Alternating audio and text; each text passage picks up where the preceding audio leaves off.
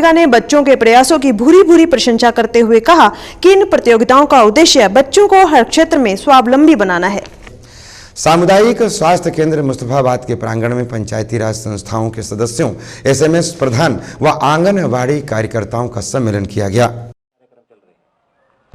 और अगर ये सरकार का जो मैसेज है, ये सरकार की जो सूचना है, ये आम आदमी तक अगर कोई पहुंचा सकता है तो वो सरकार के जो लोगों के चुने हुए नुमाइंदे हैं, ग्रामीण के जो पंच सरपंच हैं, जो इलेक्टेड मेंबर्स होते हैं और जिनकी पहुंच ग्रामीण स्तर तक होती है, जिनकी जड़ें ग्रामीण स्तर में गहरी बैठी होती हैं, उन लोगों को जब तक हम शामिल नहीं करेंगे तो कितनी भी बेहतर आप सुविधाएं बना लें, वो आम जन तक नहीं पहुंचेंगी। इसी सोच के साथ ये कार्यक्रम शुरू किया गया और ये कार्यक्रम हमने हर प्राइमरी स्वास्थ्य केंद्र में के लेवल पर ऑर्गेनाइज करना है, मनाना है और वहाँ के सरपंचों को इसमें इन्वॉल्व करना है, उनको शामिल करना है। इसमें हमने साथ साथ हमारे जो स्वास्थ्य कर्मी हैं, उन्होंने बताया आपको कि किस तरीके की सुविधाएं ग्रामीण स्तर पर या स्वास्थ्य केंद्रों पर हमारी चल रही हैं, लेकिन इन्हीं सभी की को सूचीबद्ध करके हमने एक बुकलेट भी आप सभी लोगों को दी है। इसमें सरकार द्वारा चलाई जा रही सभी सुविधाओं का अच्छी तरह से वर्णन किया गया और पहली बार इस तरीके की किताबें पब्लिश होकर पहुंची हैं। कई बार इस तरीके की जब किताबें आती थी, वो या तो हमारे स्वास्थ्य केंद्रों में धूल भागती थी या हमारे डिस्ट्रिक्ट हॉस्पिटल में कमरे में स्टोर में पड़ी रहती थी। तो हमने ये सोचा कि अगर इस कार्यक्रम को हमने क्रियान्वित करना है, कार्यक्रम को चलाना है, तो जो सबसे बेहतर तरीका है वो यही है कि सरपंचों का सेमिनार करके ये किताबें उन तक पहुंचाई जाए। अगर वो आज इसको नहीं देखेंगे तो कभी ना कभी 2 दिन में, 5 दिन में, महीने, 1.5 महीने में जब इसके पन्ने पलटेंगे तो उनको कहीं ना कहीं किसी कार्यक्रम के बारे में जानकारी मिलेगी। और कोई भी जो इलेक्टेड सरपंच है वो अपनी इमेज जो है वो बना के रखना चाहता है। ये हर हम पे लागू, सभी सरकारी कर्मचारियों पे भी लागू है और जो ये इलेक्टेड मेंबर हैं इन पे बहुत अच्छी तरह से लागू होता है। तो इस कार्यक्रम को वो जन जन तक पहुंचाएंगे और सरकार का सहयोग करेंगे। इसी सोच के साथ ये प्रोग्राम जो है ये बनाया गया और हम इस जिले में ये आज तीसरा कार्यक्रम आपके यहाँ कर रहे हैं। इससे पहले हम रादौर और अल्हार में ये कार्यक्रम कर चुके हैं और हमें जो फीडबैक मिली वो बहुत अच्छी मिली है कि डॉक्टर बहुत अच्छी जानकारी इन किताबों में है और हमें बहुत फायदा हुआ है।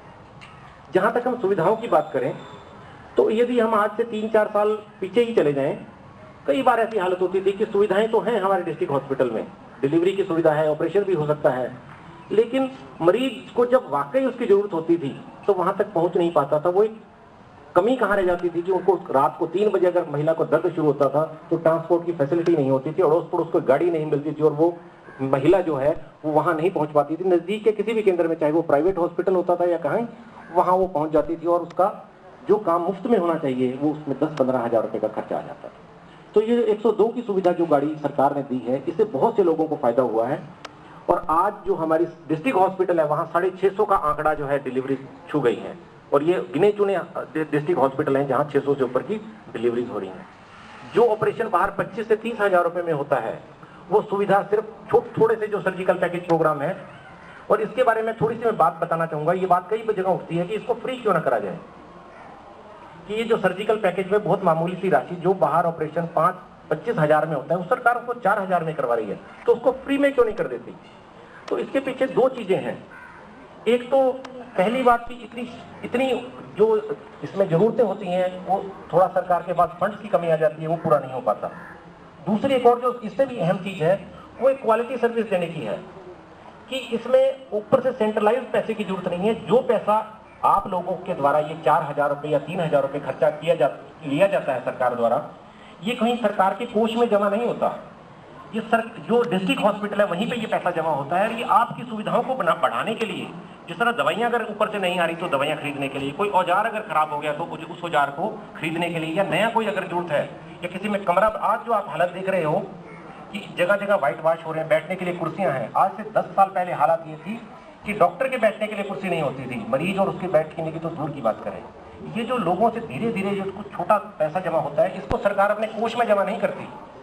इससे कोई इसका पैसे का इस्तेमाल वहीं उसी संस्था की जो समिति बनी हुई है, और उस समिति में भी गांव के सरपंच और मौजूद आदमी मेंबर होते हैं, ये उन्हीं की डिस्क्रिप्शन पे होता है कि उस पैसे का कैसे इस्तेमाल किया जाए। इसके साथ साथ में एक और जो अहम समस्या जिससे हमारा जिला और हमारा जो पूरा राज्य है वो जूझ रहा है, वो है कन्या भ्रूण हत्या की समस्या। अगर हम इनकम के हिसाब से बात करें कि प्रति व्यक्ति आय जो है उसमें हरियाणा और पंजाब पूरे देश की अव्वल राज्यों की गिनती में आते हैं। पहले दूसरे तीसरे नंबर पर हम आते हैं कि हमारे प्रति व्यक्ति आय जो है वो सबसे बेहतर है। लेकिन जब बात आती है कि वहाँ सेक्स रेशो या कन्या भ्रूण हत्या की, तो वहाँ सबसे हमारा राज्य जो सबसे निम्न स्तर पर आता है। और ये एक धनाढ्य राज्य के लिए बड़े शर्म की बात है। इससे शर्म से सिर हमारा झुकता है। एक सामाजिक समस्या है और इसके लिए भी हम चाहेंगे कि जितने हमारे चुने हुए नुमाइंदे हैं, सरपंच मेहमान हैं, साहिबान हैं, ये इस कार्यक्रम में हमारे साथ जुड़े।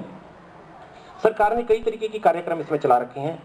पहले तो हम जगह जगह इसमें सेमिनार कर रहे हैं, लोगों को जागरूक कर रहे हैं कि कन्या की गर्भ में हत्या करना उतना ही बड़ा पाप है जितना एक जीती जागती लड़की को मारना। इसी के साथ सिटी हलचल का ये अंक संपन्न होता है।